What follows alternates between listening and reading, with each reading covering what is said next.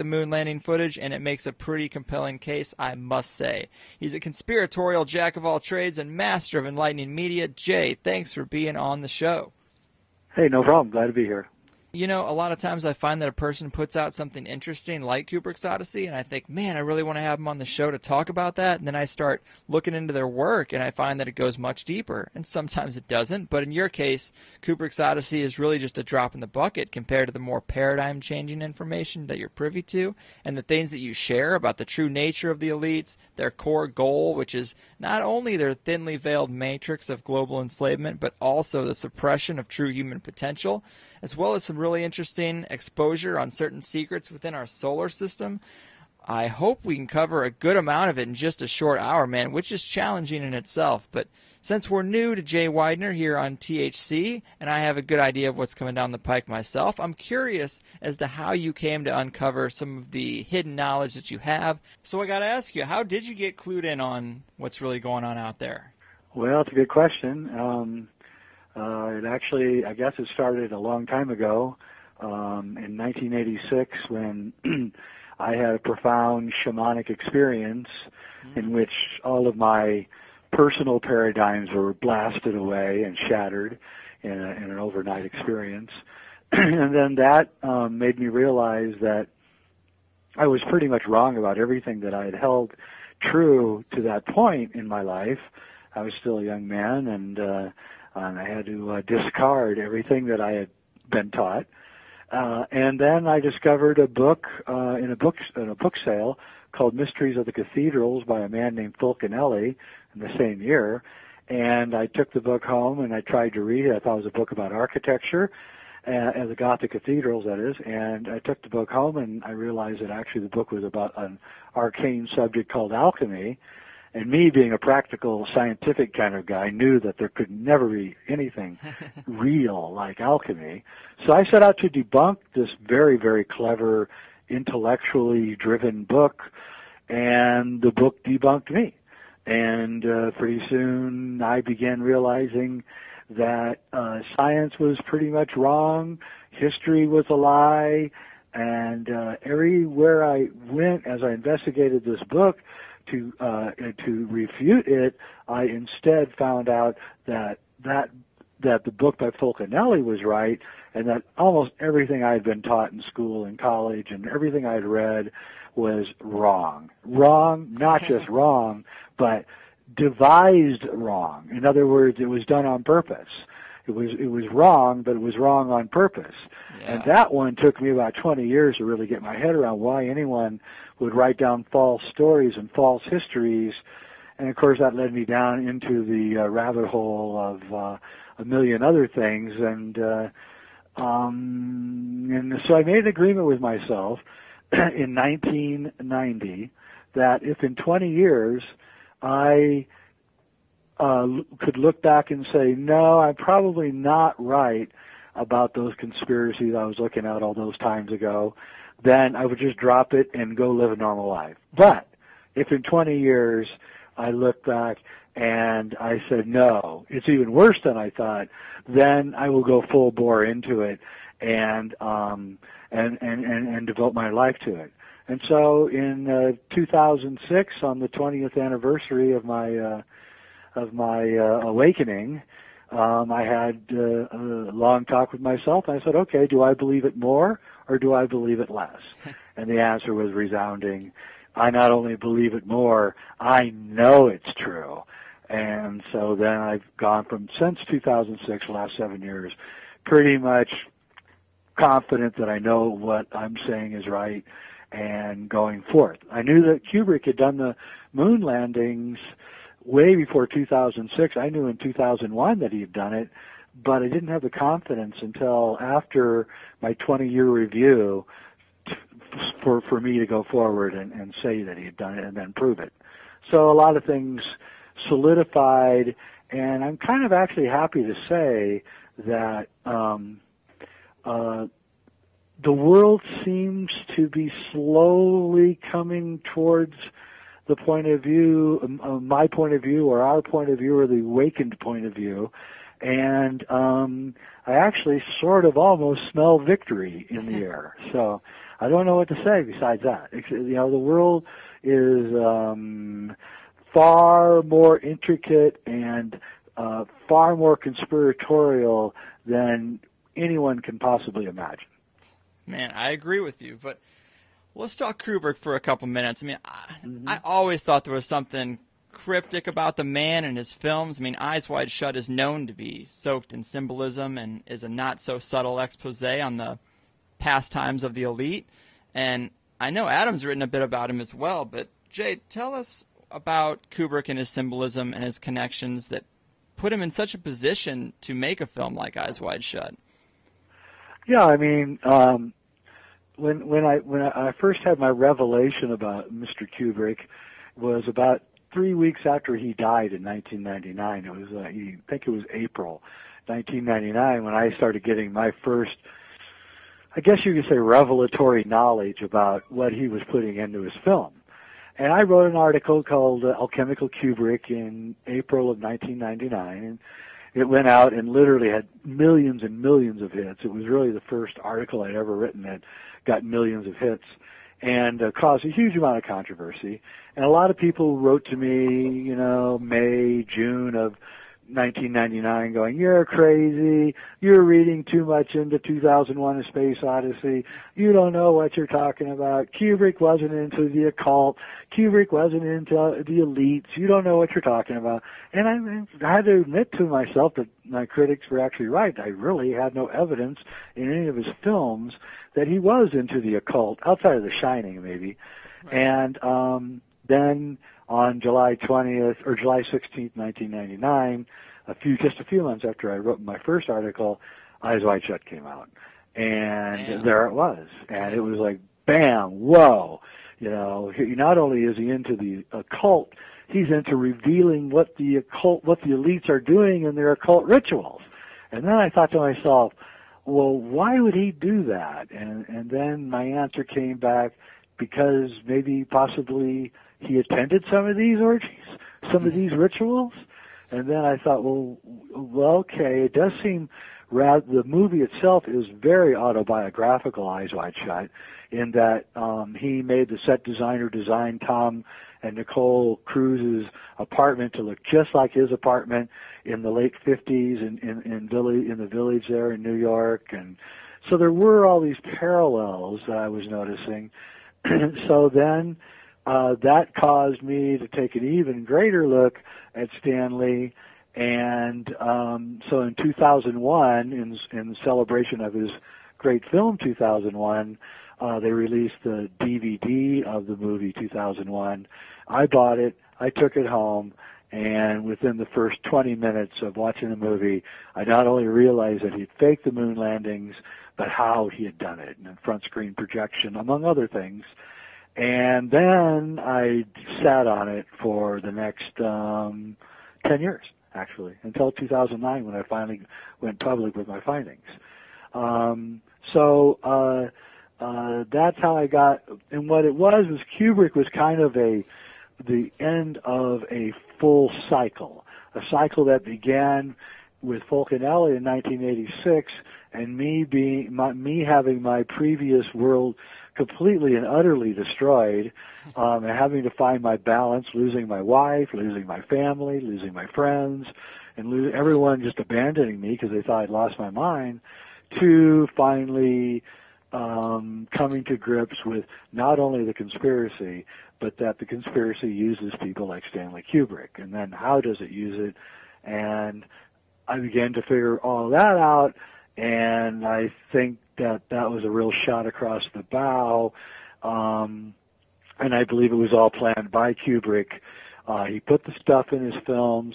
I think he thought it would take a little bit longer for someone to figure it out and find it and bring it out. I think he was really surprised, if he'd been alive, that it happened so soon, within 10 years after his death. But it is, and I'm not alone. And like you said, Adam Go-Rightly's writing about him, and there's about 100 other people that are combing through his films with a fine-tooth comb, and we're finding out all the secrets that he lay buried in there, secrets that he wanted to be found out, secrets that he wanted revealed through pop culture so they could never be taken back. It's actually quite brilliant. And for a man with a 200 IQ like Stanley, job well done, you know? Yeah. Hey, Jay, do you think that he crossed the line with Eyes Wide Shut and was did away with because of that? Well, you know, I can't say because I wasn't there, and he was still smoking cigarettes at 70 years old. Yeah.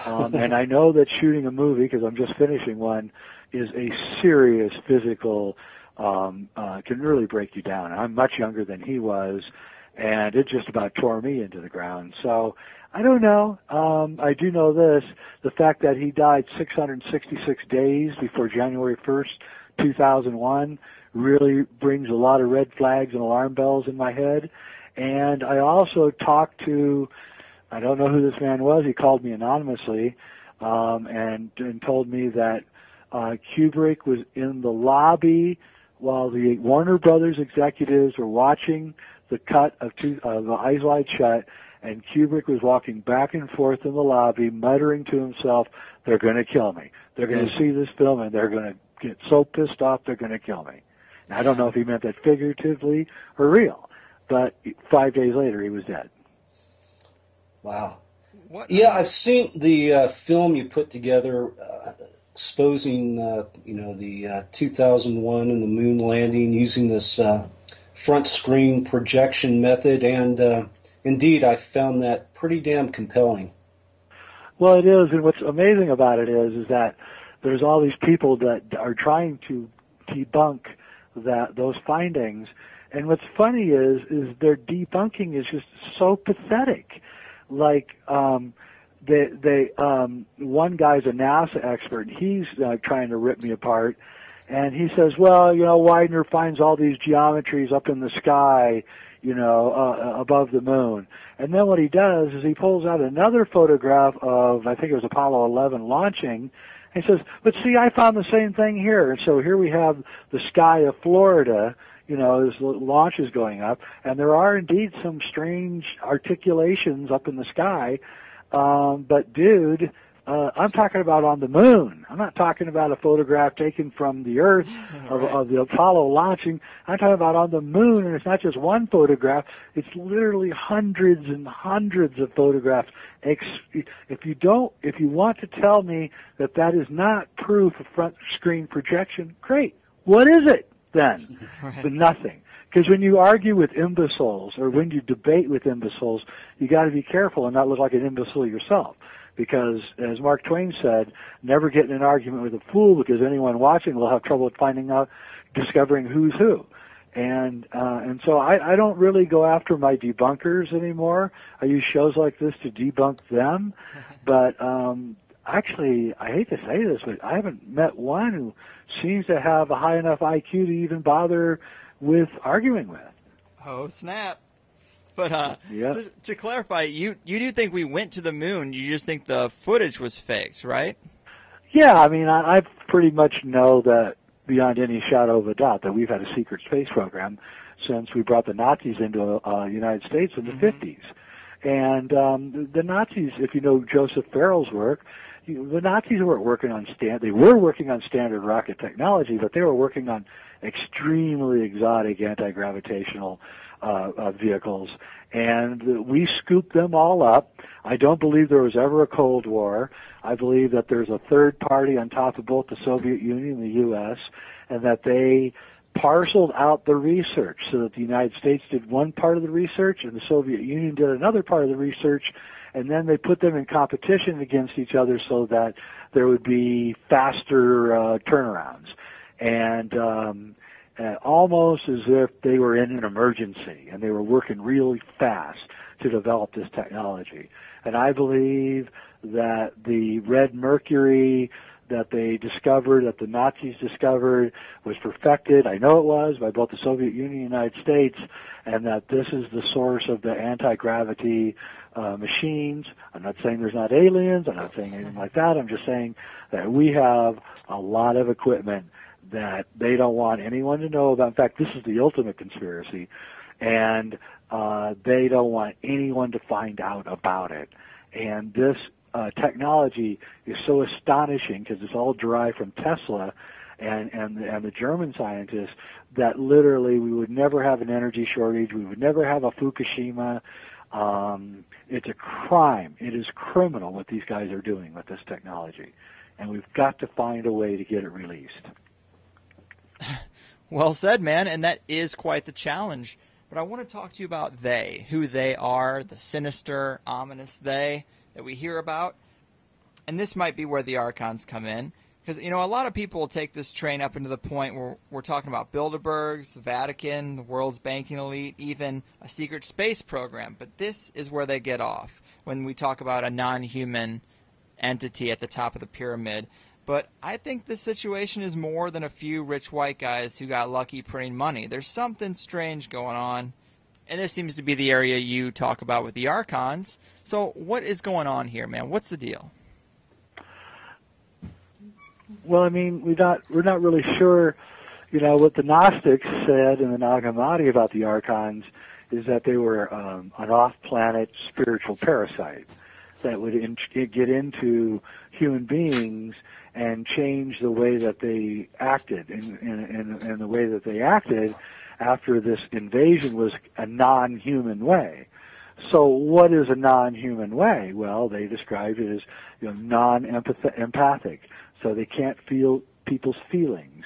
The inability to walk in another guy's shoes, the inability to think about anybody other than yourself, and the Greek translation of the word archon just merely means rulers. So what I think now is that the Earth may or may not have been invaded by off-planet spiritual parasites. I don't know. But we know that there is a mental disorder called psychopathic behavior. And it mimics exactly what the Gnostics used to describe the Archons. Sure. Lack of empathy, inability to see into somebody else's way somebody else thinks, manipulative, cunning, all the things that they use are exactly what we today use as terms to describe people with psychopathic behavior.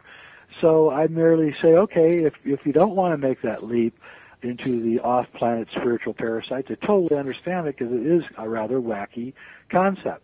But you cannot deny that there is 1 to 4% of the human population that is completely psychopathically driven, and that these psychopaths are in positions of power, i.e. rulers. They are presidents. They are the heads of the military. They run corporations. They're the head of all the Marxist states. Stalin, Mao, Obama, George W. These are all psychopaths. And they're never going to ever do what we want because they can't do what we want. They can only do what they want or what they're being told. And so my conclusion is that the people that run this world, in my view, they're Archons. But if that offends you, then we'll just agree that they're psychopaths.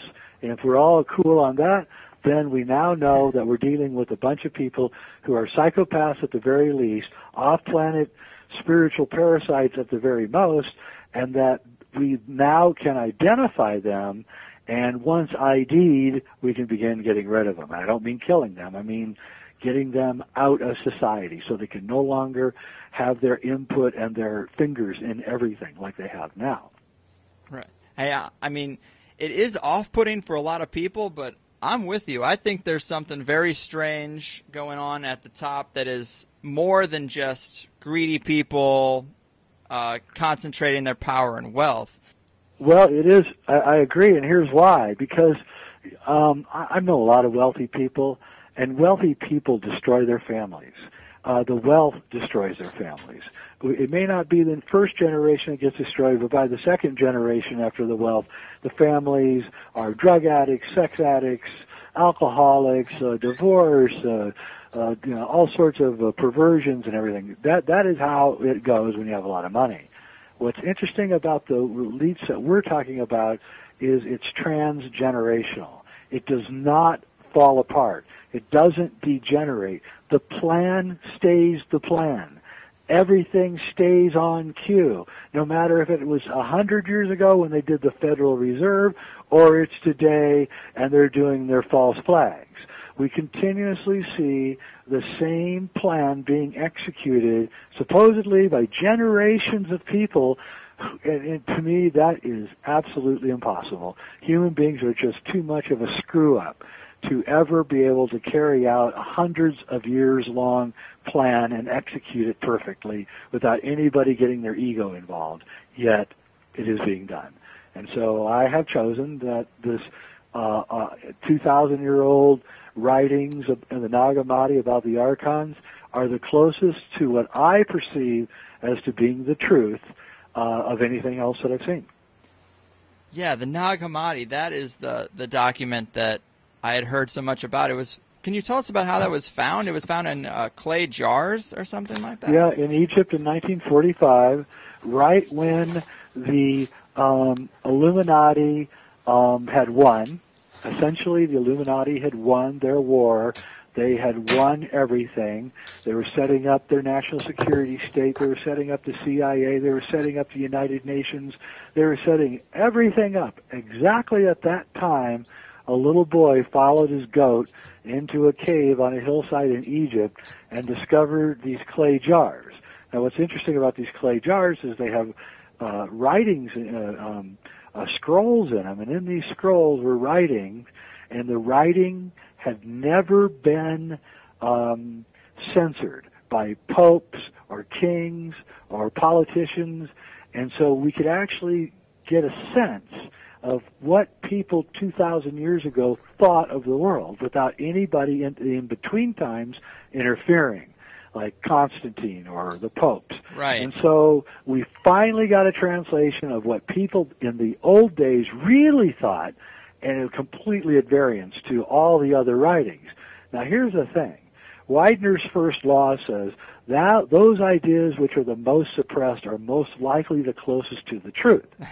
So as soon as I found out about the Nag Hammadi, like 15, 20 years ago, and started reading them assiduously, I began wondering, well, who were these people that wrote all this stuff? Who were these Gnostics?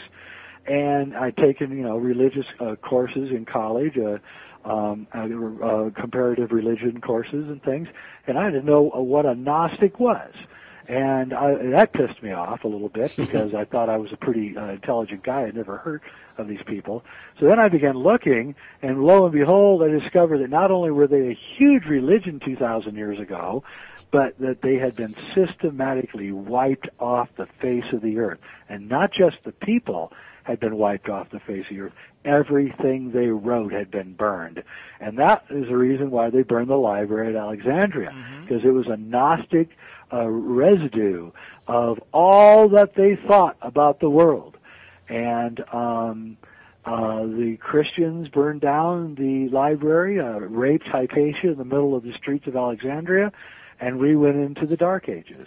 And they want us in the Dark Ages. They want us stupid. They don't want us figuring out anything.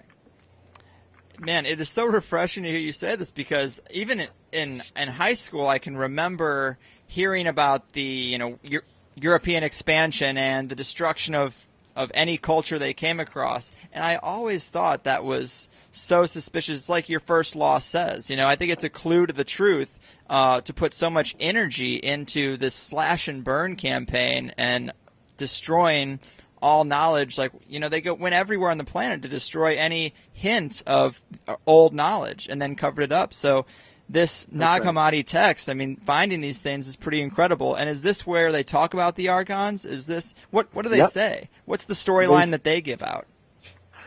Well, they say that they have their creation story is a very interesting creation story. They say that there's these beings called Aeons who reside near the center of the galaxy, and that one of these Aeons, whose name was Sophia, she decided that she was going to imbue matter, the third dimension, with spirit, with a higher dimensional source, to see if she could do it. And the other Aeons were kind of transfixed by this whole idea, and they watched as Sophia went out to the edge of the galaxy to a little rocky world, and made life. And but when she made the life, when she created the earth, she created this place, and it was just so chaotic. That nature was so entangled that we couldn't. It was just beyond any hope as to there being any hope for consciousness, because there was so much entangled confusion within nature itself. Mm-hmm. But when she created Earth, the life on Earth, she also created Archons. It was an accident. And the Archons came to Earth, and they thought of themselves as kind of like a correction.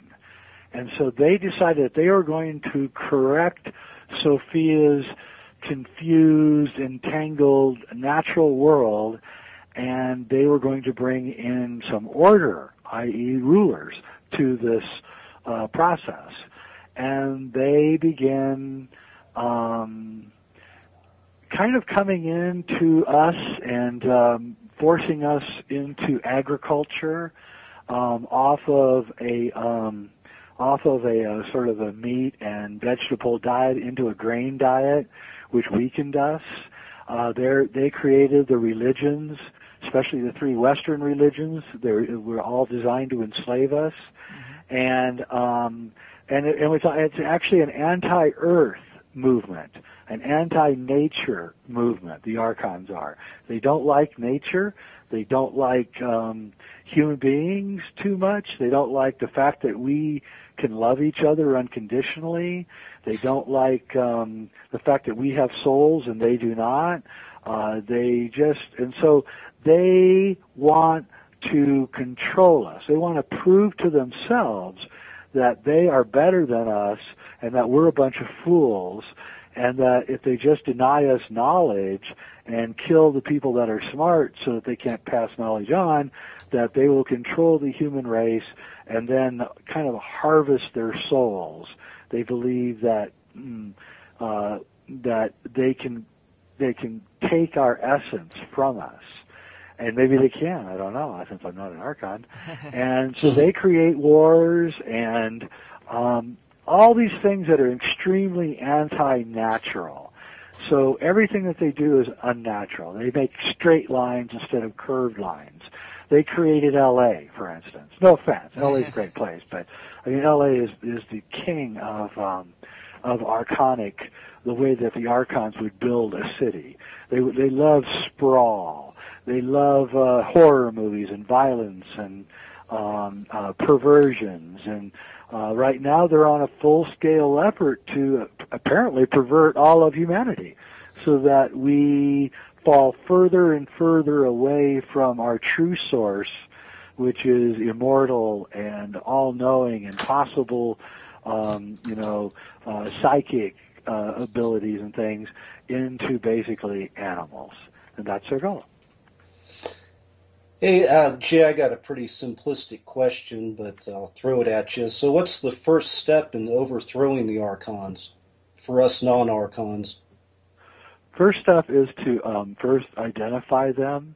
We have to start identifying the Archons via the Internet. My friend Thomas Sheridan, who's a writer on psychopaths, says that we should create like a Lord of the Rings map showing you where Mordor is and stay away from Mordor, right? And then we have to realize that the culture that they have created, if you want to call it a culture, is a nightmare. And it's not a culture at all. It's just a rigged economic system. And we need to create a parallel culture, a parallel economy, away from the archontic culture and economy, and not really go head-to-head with them, because Archons, when you go head-to-head with them, they drop nukes on you and stuff. They have no empathy, so they'll kill everybody around you too to get to you. So it's foolish to go up against them head-to-head. So we have to identify them, where they say, "Oh, he's an Archon. We better stay away from him completely, because you cannot convert an Archon. You cannot save a psychopath. They're beyond saving. Don't even bother saving or trying to convert one. As soon as you realize that you're dealing with a psychopath, you need to get away fast. And that is what we have to do with them. We need to get away from the culture they've created. We need to create small enclaves of like-minded people who are growing their own food and living their own culture, and create something that is so attractive that the archonic culture will just dissipate on its own. And right now we're losing the battle because the Archons are feeding us pharmaceuticals. They're feeding us sex daily on TV at night, and violence, and the full bore assault on humanity has started. We are now in the spiritual war. It used to be that it was coming, but it's here now. And the reason it's here now is because we're identifying them and naming them. And that is not what they expected. And I'm really happy to say that even David Icke is now coming on board and identifying the Archons. So we get a voice like David Icke to get in there and help. That could really throw it over for us. So I think the Archons are actually beginning to get cornered. And if you've ever had an angry dog cornered, you know how really vicious that experience can be. So it's a dangerous time. But at the same time, Archons don't know how to deal with courage. And so when people stand up to them, you get fallacious arguments. They won't debate you, I guarantee it. You will not get an Archon to debate you. They will avoid debate at all costs because they can't debate. They cannot exchange intellectual ideas because they're just shells of beings. They're not real. I wish I was pulled over by more Archon police officers because they seem to be very willing to debate me, unfortunately. Well, there's so many students of their philosophy, whether we're talking about literal Archons or not, they've definitely created a system where we are students of their philosophy to a T. Their values, yep. if you want to call them values of any kind, are put in the forefront. I mean, that's definite. But you mentioned you're right. You mentioned David Icke. Is he drawing a distinction between reptilians and Archons, or is he changing his view? Or are you talking about different entities? I'm not going to speak for David because I can't tell you that. But I will say this. According to Nag Hammadi, the Archons can create almost fictions in all directions. So you don't know what you're looking at. So they could be reptilian. They are described as reptilian in the Nag Hammadi. So, but once you understand that the Archons create things out of thin air, then you have to kind of step way back and go, wait a minute. Everything I'm looking at is false. And then from that premise, you can go forth and then figure out reality. Once you say to yourself that, hey, I'm touching this, but is it real? And then finding a way to understand what is real, and what is just an archonic influence is really the trick. And I think that's the goal for all of us over, say, the next 5 or 10 years as this drama ensues. I think we're going to start identifying them on the internet. We're going to start identifying everything about them. And I think for the next few years we're going to learn more and more and more. And they even now know that they're being identified. They're putting out movies like Seven Psychopaths to show that they're actually cute and cuddly and funny, and they're doing this all over the place. There's even a book out now about how being a psychopath can help you in your business world. They're like really kind of coming out of the closet right now, and we can't let them get away with this. Man, well, let's talk about the real reality. If we're covered in all their veiled realities, these false paradigms, these false values, what do you think are some of the biggest secrets that have been lost today that they've covered up? Oh, that we are, they not only covered it up, they forced us into disusing our psychic abilities. The Catholic Church went through Europe and killed everybody who had psychic abilities, everybody that they found. If you were even whispered that you had some kind of unusual power, you were taken in front of the Inquisition and killed.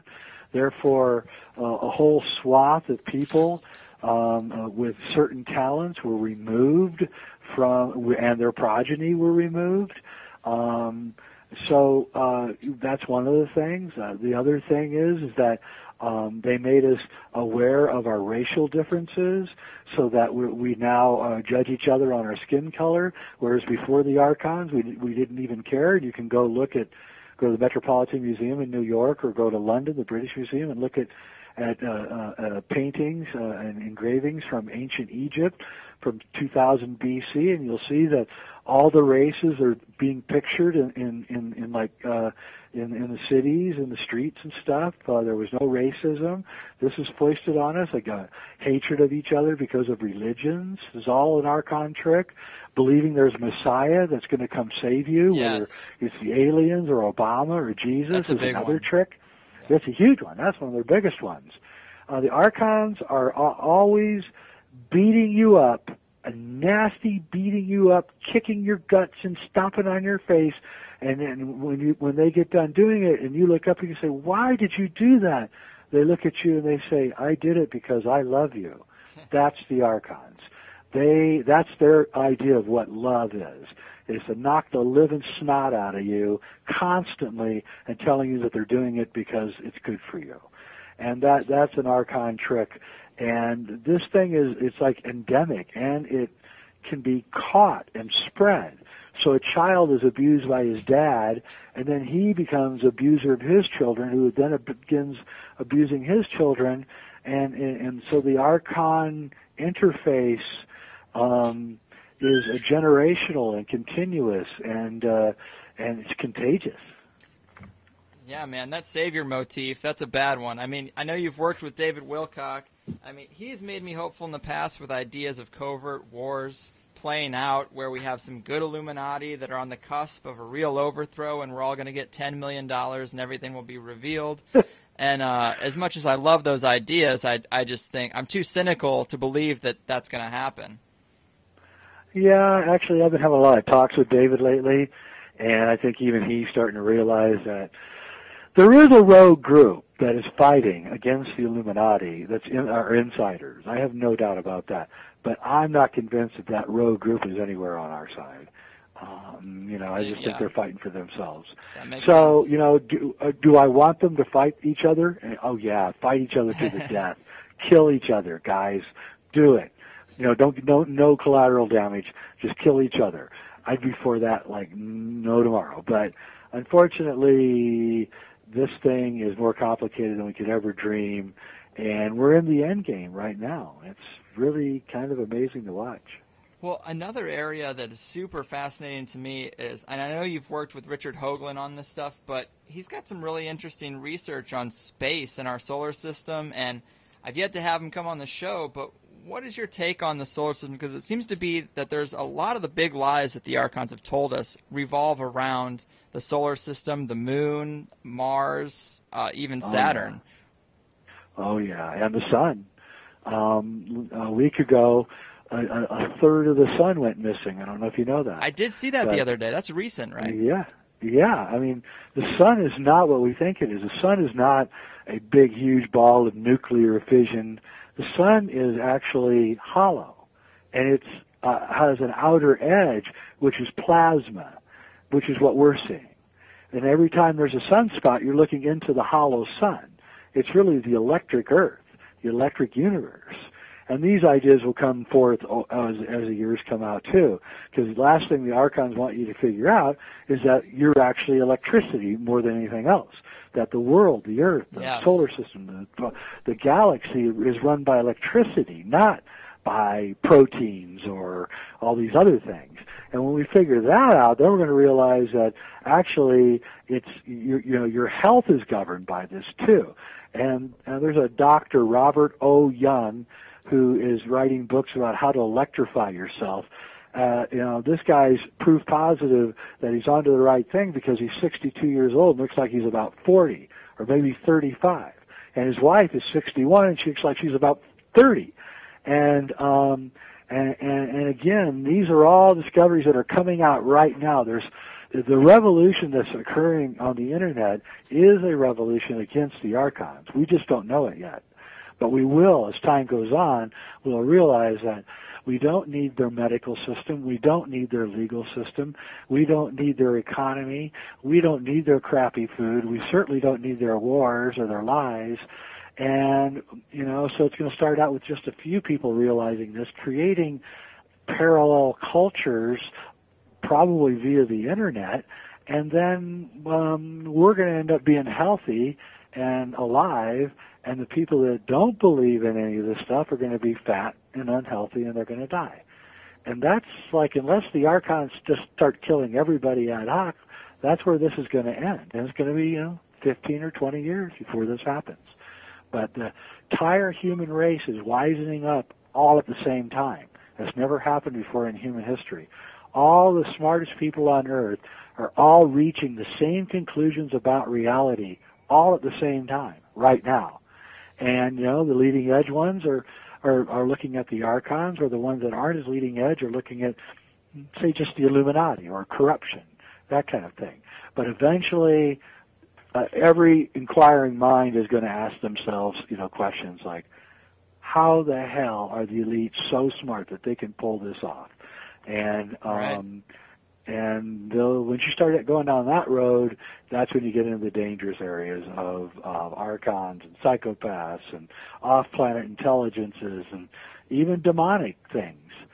Stanley Kubrick, I believe, he approached the Archon question in 3 different films.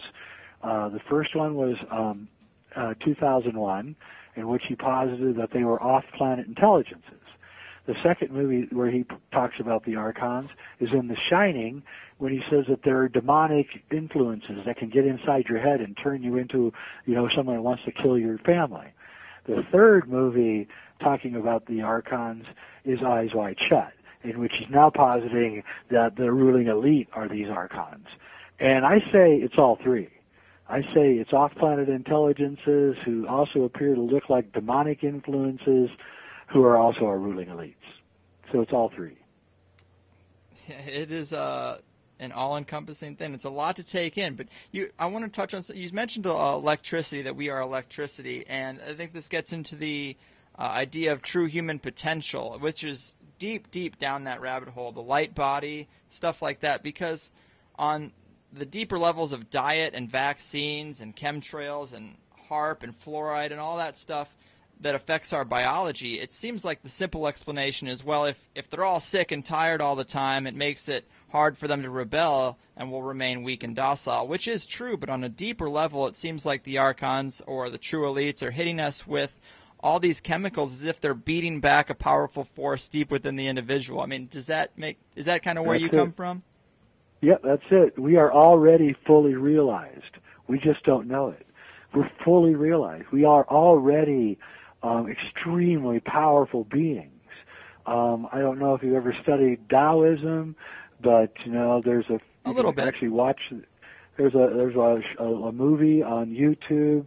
It was taken by these 2 brothers who went to Indonesia in the 70s with their 16 millimeter camera to show what people were like, these spirit psychics and spiritual people, and they've got a Taoist master who literally puts his hand over a piece of paper and lights it on fire. Really? Right? From 3 feet away. Yeah, on film.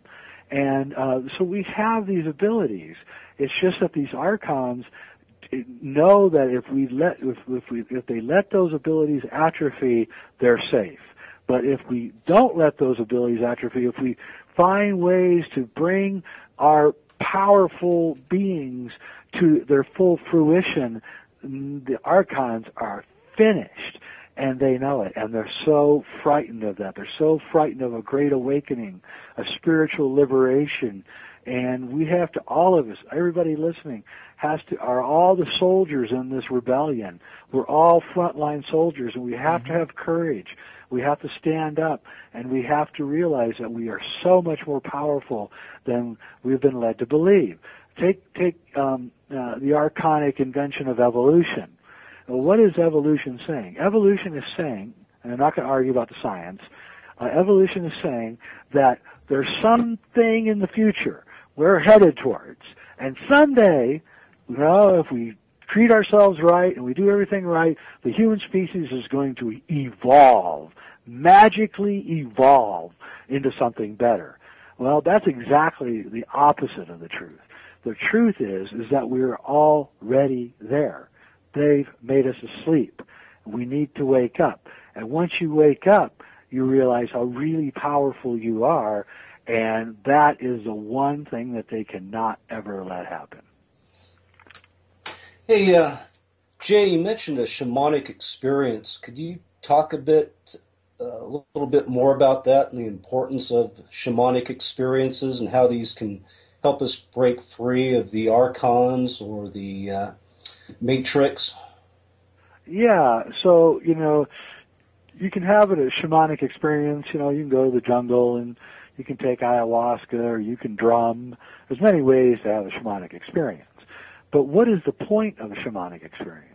Well, the point is to shatter your paradigm, to make you realize that all the things that you thought aren't really true.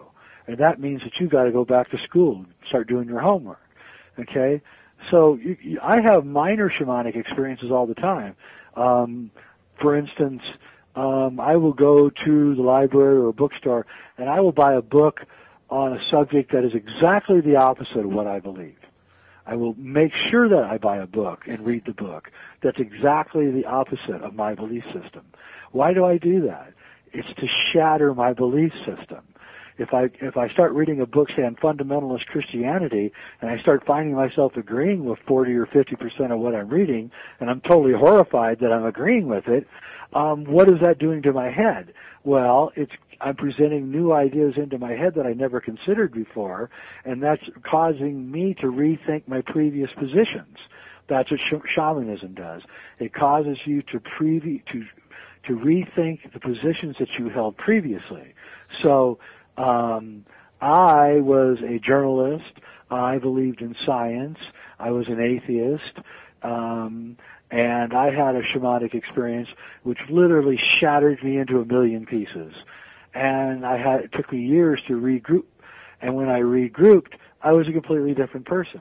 I didn't believe any of the things that I'd believed before. And now, of course, I realize that was just Archon influences from from the colleges and teachers and the churches and all the other things that were part of my life. And so that's why it's really important, I think, for everyone to have a shamanic experience. My old friend Terrence McKenna used to say that not having a shamanic experience is like going through your entire life without having sex. I mean, it's like you can't describe what it's like to anybody if they haven't had it. Completely impossible to describe sex to a eunuch. So, I encourage everyone to find their own path and to, as Daniel Pinchbeck says, break open the head. Smash your head, not literally, just smash your psyche into a million pieces and regroup. I know it's a pain in the ass, but you'll be better off for it. Amen, man. And let me ask you one more thing about the light body, because I'm really into the control mechanisms and all these things, and then it always goes into a sort of a new agey territory with the light body and meditation and true reality. And this is where I'm having a disconnect, at least in my personal life, because I've gone to a Reiki master with no real effect, and I worry that this is another version of the savior motif, that it's all internal. And explain to me why it isn't, and what can someone do to really try to find some validation of this in their own life? Well, that's a great question. There is a way that you can do this and validate it for yourself. So I'll do it like this. So forget all the light body and meditation stuff. You can go to that later. Let's try it this way. Okay. We, I, you, Adam, everybody listening right now, we are all in a dream. We are in a dream, and we're dreaming. And we're not in control of our dream. The difference between dreaming and lucid dreaming is that in a lucid dream, you're in control of your dream. Mm-hmm. Okay? None of us, well, maybe some of us, but most of us are just dreaming our dream and not lucidly dreaming our dream. Okay, so let's just say that that's true. Let's say that this is a dream. Okay, now I'm telling you that you can wake up in your dream. You can begin controlling your dream, lucidly controlling it. So I had a very, very, very, very advanced person tell me this 20 years ago. And I said, well, you know, that's all great and everything, and yeah, you're successful and all that. But, I mean, how do I prove it? He says, just pick one thing. Just pick one thing. Make sure it isn't greedy. Don't wish for money, because that's a sure way to have this not succeed. Just do something like you want your little brother to be more successful, or you want to make sure he doesn't go to prison, or you want you know, your sister to find a man and get married, something like that. And just start working on it, and you will see, because this is testable, that you are in control of your dream. Now, it's not going to happen right away. It'll take a few months, maybe even a year, for you to gain control of your dream, but it is entirely and absolutely possible. And I am living proof of it. And I'm not the only one. I've since passed this information on to many other people who began lucidly living their life.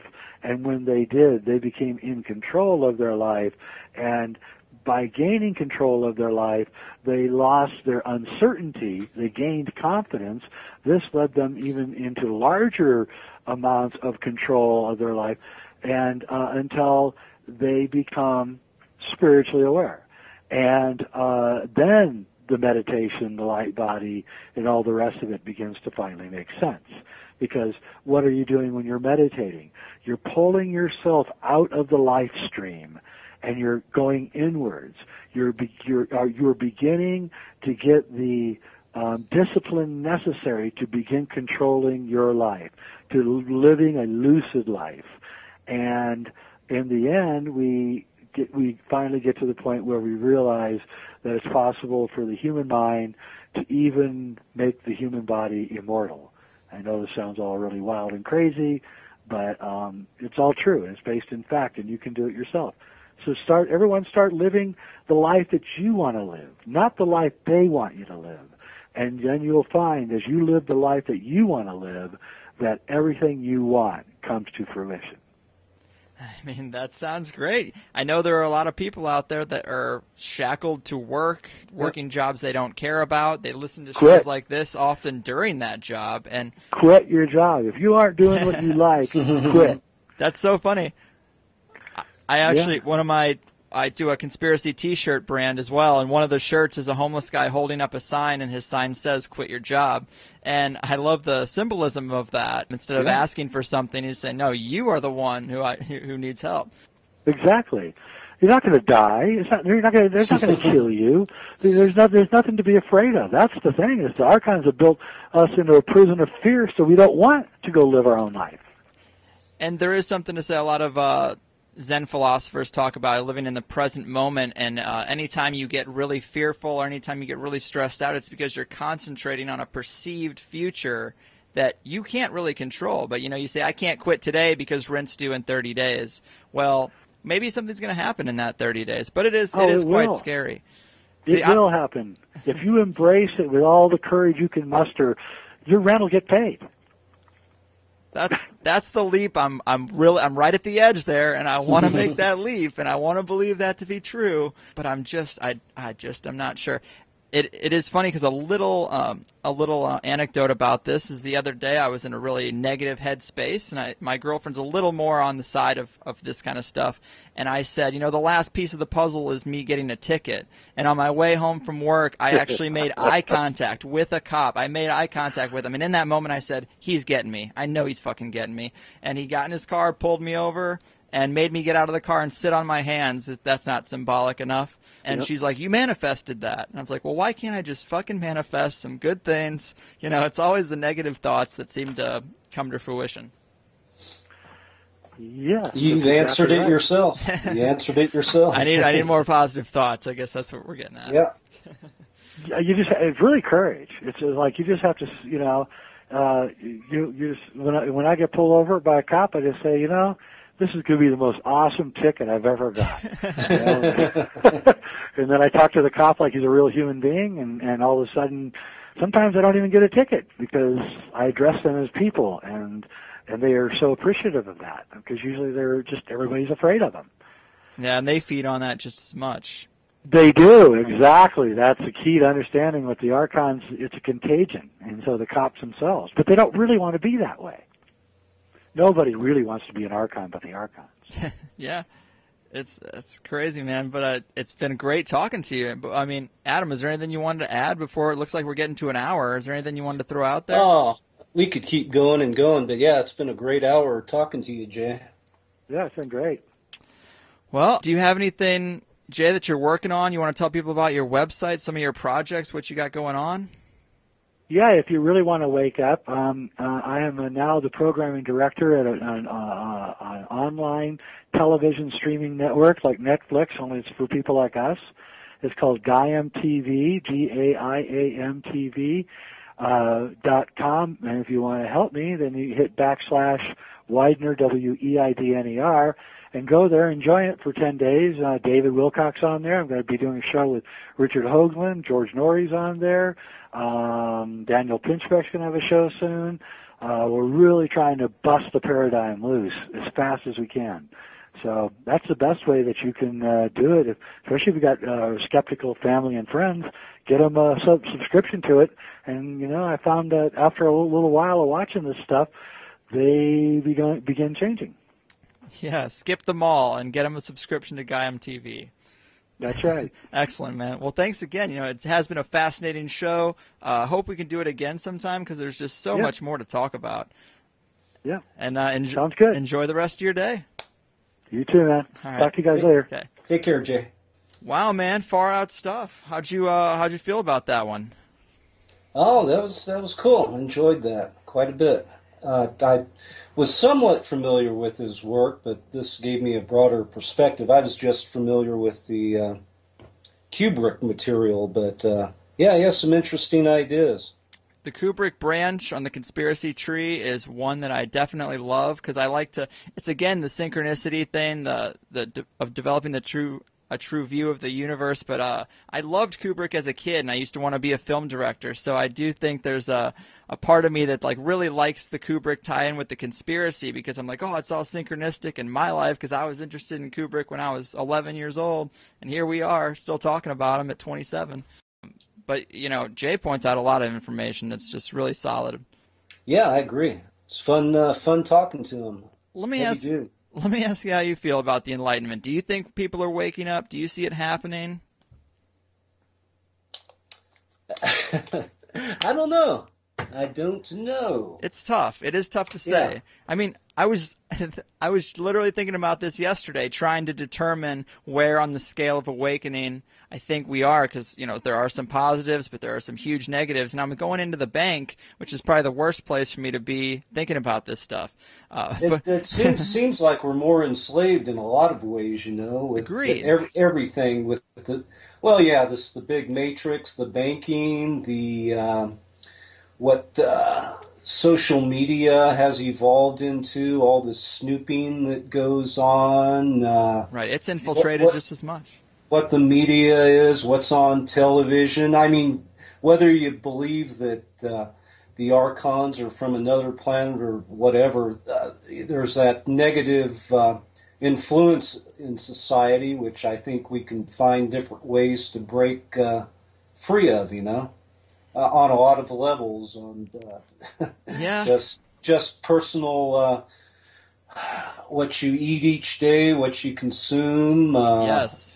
How you spend your time, Yeah, the food thing's really interesting to me because we were talking to that guy Wheat Belly, and and Jay was talking about wheat being a bad thing. I'm hearing this more and more that wheat's bad for you. And in fact, one interesting thing I heard recently talking about religions being there for control mechanisms is that fatty acids are good for your brain, and that is why all religions have days where you don't eat meat, or they have things against eating meat. And well, I got into how that. How funny is that? Yeah, there's a lot to that wheat belly thing. I got into that, and I've changed my diet over the years. And the thing with the wheat, it got hybridized back in the 80s, and basically what's put forth in the book, when you consume the wheat, we don't have the original wheat that dates back Right. thousands of years. It's this new hybridized, which really happened in the 80s or so, which, according to the thesis of the guy who wrote the Wheat Belly book, is responsible for obesity and bad health and all of this. And, if you look at some of the data, when you consume wheat, your body produces a lot more sugar than, consuming straight sugar. Mm-hmm. And it creates this vicious cycle where you consume more of wheat and these type of things, high fructose in your diet and all these nasty additives and that. So what is put forward in the book is more of a paleo type natural diet, eating fruits and vegetables and meat, trying to find meat that doesn't have a lot of stuff pumped into it as well, that's a challenge. Grass fed. No, it's not necessarily that difficult. It just takes time preparing. Part of it's preparing your own meals each day, and where a lot of people are strapped for time, with just living life. If it's not time, it's cash.